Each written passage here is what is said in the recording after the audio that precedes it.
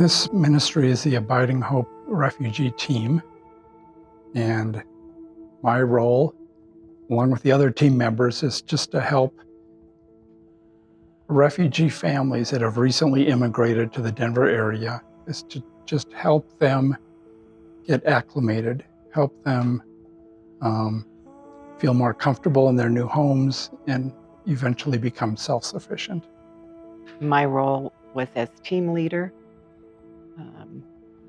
but as things progressed, everybody took roles, and the whole team was needed, all 11 of us. It's amazing what this ministry has done for these two Afghan families. It's taken care of these families from things such as providing food, providing jobs, providing vehicles, helping the kids with school, knowing which school bus to get on, a lot of health issues that have been resolved by the actions of this committee. It's just been, from the ground up, almost everything you can imagine.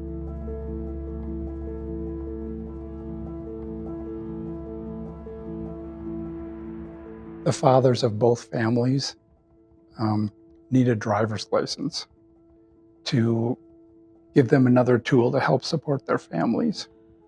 So me and a couple of the other guys on the team, we were the driving instructors.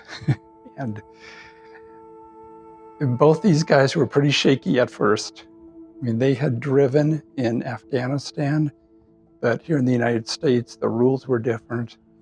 The cars were faster and everything was different. So to see that their progression from being pretty nervous drivers to gaining more and more confidence and eventually going in and taking and passing their driver's exams, that was really special for me, and it made me happy because I knew that would help them become more self-sufficient. Another thing that I remember was taking Maria, the mother, to King Soopers for the first time, and her just being overwhelmed with just the experience of shopping in an American grocery store. One of the tasks that I was asked to do was to assist them in getting license plates for one of their vehicles. And at that point in time, since I wasn't an original committee member, I had never met these men before. And so I'm at the Arapahoe County license branch where you apply to get your plates. And I didn't really know who it was I was dealing with. And there was two men that came in, and they looked like they were potentially Afghan men. And I just introduced myself, and they're like, "Who are you?" I don't even know you. And I had the wrong guys. And then a few minutes later, here comes our refugee family guys. I was pretty embarrassed.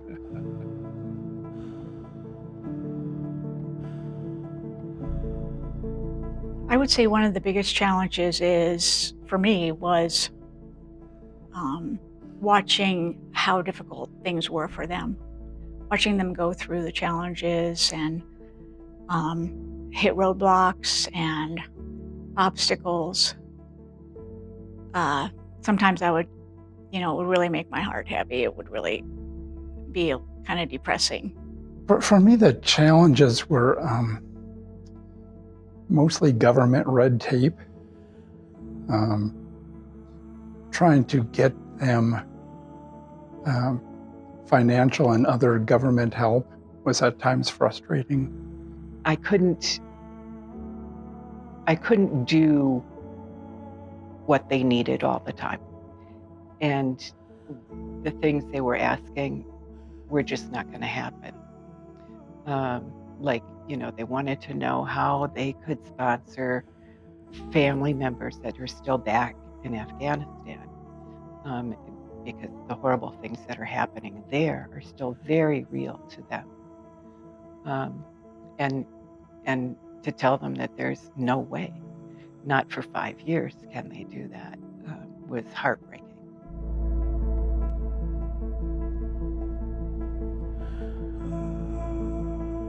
Abiding Hope has long preached about generosity and service. And not only do I hear it almost every week, but I see it among other members of Abiding Hope. I see what they do, I hear their stories, and I see how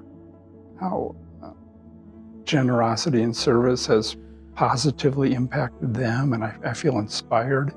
So watching the family's resilience and fortitude, and in particular their really strong faith, has made me more grateful for having been a part of this ministry, because it helped me see that anything is possible.